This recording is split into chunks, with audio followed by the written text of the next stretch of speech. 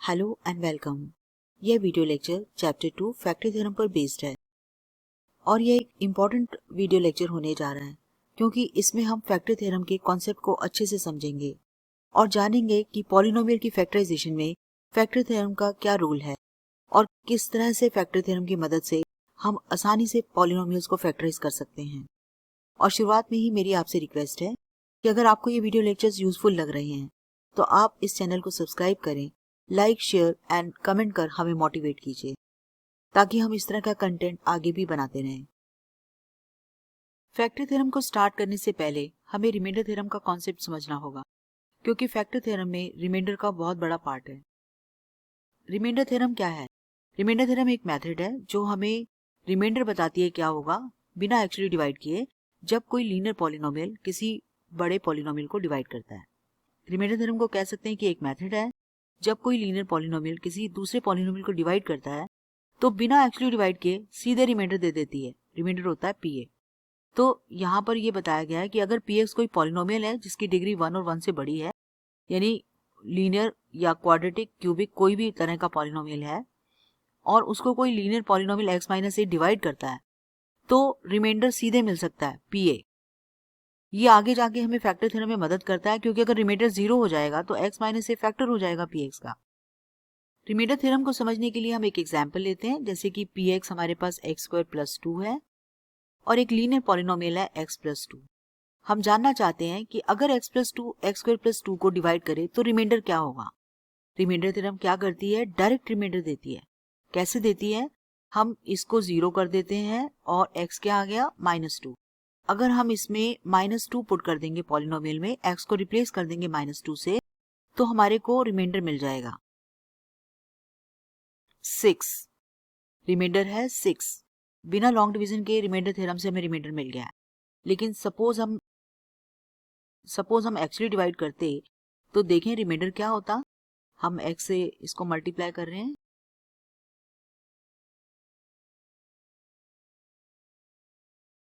तो आपने देखा लॉन्ग डिवीजन से भी 6 आया। अब यहाँ पर तो मैंने एक छोटा सा पॉलिनोमियल ले लिया था, लेकिन जब पॉलिनोमियल इस किस्म के आते हैं जिसमें डिग्री 4 हो, 5 हो, 6 हो और कोई लीनियर पॉलिनोमियल उसको डिवाइड कर रहा हो तो ये डिवीजन कितनी लंबी हो जाएगी अगर हम एक्चुअली डिवाइड करेंगे।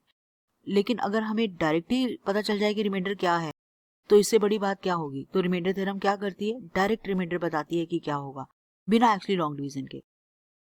और ये वाला एग्जाम्पल भी मैंने इसीलिए लिया है ताकि मैं आपको समझा सकूं कि x-1 जब इस पॉलिनोमियल को डिवाइड करेगा तो डायरेक्ट रिमाइंडर कैसे निकाला जा सकता है।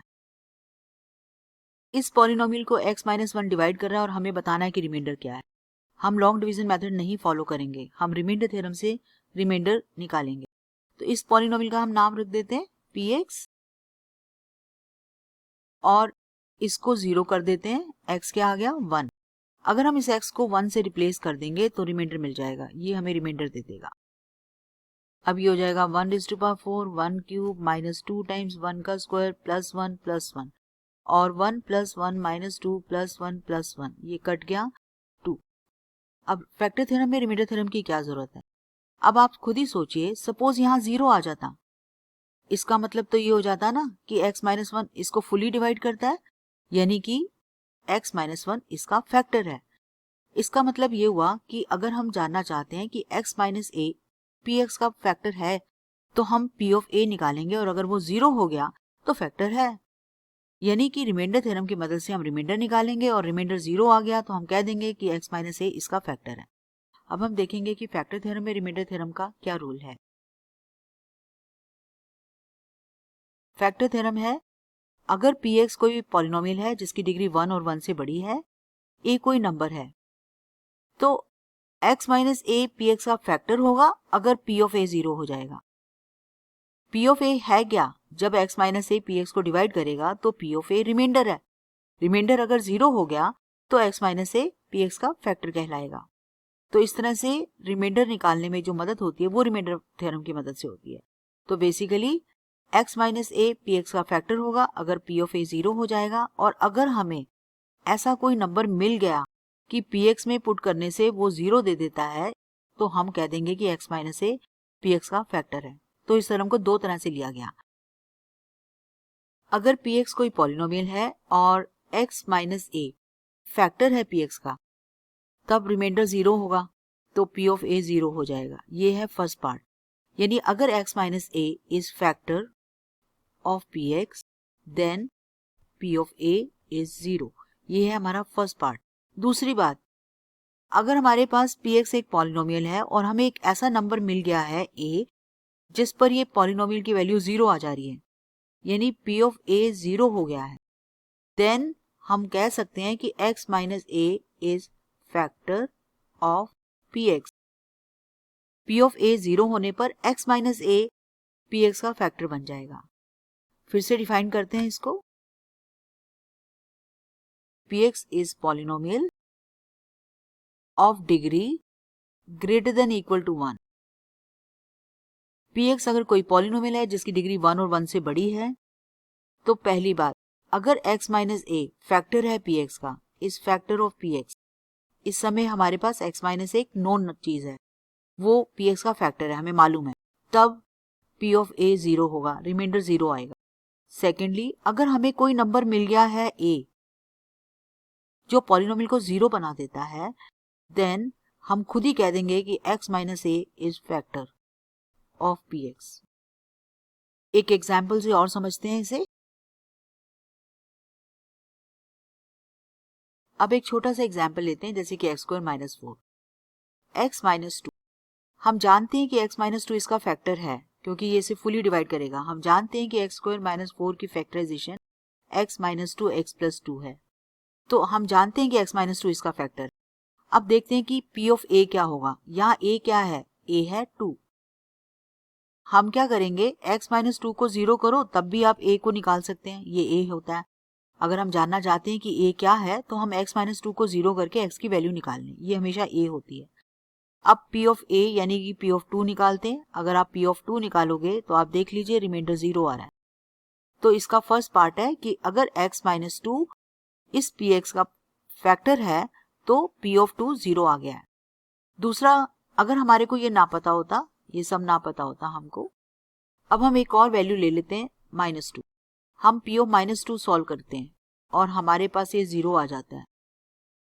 उस केस में हम अपने आप ही कह देंगे x माइनस ऑफ -2, क्योंकि हमने कहा x minus a is factor, तो ये माइनस होने की वजह से डबल आ गया, यानी x plus 2 is factor of px। ये एनसीईआरटी का एग्जाम्पल 6 है। इसमें हमसे कहा गया है कि चेक करो x प्लस 2 इन दोनों पॉलिनोमियल्स का फैक्टर है। इन दोनों पॉलिनोमियल्स के नाम रख लेते हैं, जैसे कि हम px कह देते हैं x cube plus 3x square plus 5x plus 6 को, और qx कह देते हैं 2x प्लस 4 को। हमें बताना है कि क्या x प्लस 2 इन दोनों का फैक्टर है। अगर हम जानना चाहते हैं कि x प्लस 2 इनका फैक्टर है, तो हमें चाहिए ये कि हम चेक करें कि क्या p ऑफ -2 0 आ गया, क्योंकि आपने देखा x -2 तभी फैक्टर होगा जब p ऑफ a 0 होगा, यानी रिमाइंडर 0 होगा। एक तरह से हम क्या करने जा रहे हैं, हम रिमाइंडर निकाल रहे हैं। जब x प्लस 2 इस पॉलिनोमियल को डिवाइड करेगा तो रिमाइंडर होगा p ऑफ -2, और जब x प्लस 2 इस पॉलिनोमियल को डिवाइड करेगा तो रिमाइंडर होगा q ऑफ -2। अगर ये 0 आ गए तो ये फैक्टर है, और अगर ये 0 नहीं आए तो रिमाइंडर 0 नहीं है, तो ये फैक्टर नहीं हो सकता। तो अब इनकी वैल्यूज निकालते हैं। -8 प्लस 12 -10 प्लस 6, और प्लस वालों को आपस में प्लस कर देते हैं, माइनस वालों को आपस में, आंसर आ गया 0। इसका मतलब रिमाइंडर 0 है। जब x प्लस 2 अगर px को डिवाइड करेगा तो रिमाइंडर 0 आएगा, यानी x प्लस 2 इज फैक्टर। अब यहाँ चेक करते हैं, ये 2 टाइम्स -2 प्लस 4 -4 प्लस 4, यहाँ भी 0 आ गया। इसका मतलब x plus 2 is factor of 2x plus 4। तो इस तरह से x प्लस 2 इन दोनों का फैक्टर है। ये एनसीईआरटी का एग्जाम्पल 7 है। वेरी इंपॉर्टेंट क्वेश्चन, इस टाइप के 1 मार्क के क्वेश्चन हमेशा एग्जाम में आते हैं। Find the value of k if x minus 1 is factor of this polynomial. यहाँ पे हमें k अननोन मिला है और हमें बता दिया गया है कि x माइनस 1 इसका फैक्टर है। अगर हमें बता दिया गया है कि x माइनस 1 इसका फैक्टर है, तो इसका मतलब रिमाइंडर 0 आएगा। हम इस पॉलिनोमियल का नाम रख देते हैं। अब x minus 1 is factor, of P X, this is given to us. हमें दिया गया है कि ये इसका फैक्टर है। हमने x माइनस 1 को 0 किया तो x आ गया 1। That implies p of 1 is 0 using factor theorem. Factor theorem में कहा गया था कि अगर x माइनस 1 px का फैक्टर होगा तो p ऑफ 1 0 हो गया। अब हम इसमें p ऑफ 1 को 0 कर देते हैं तो k की वैल्यू आ जाएगी।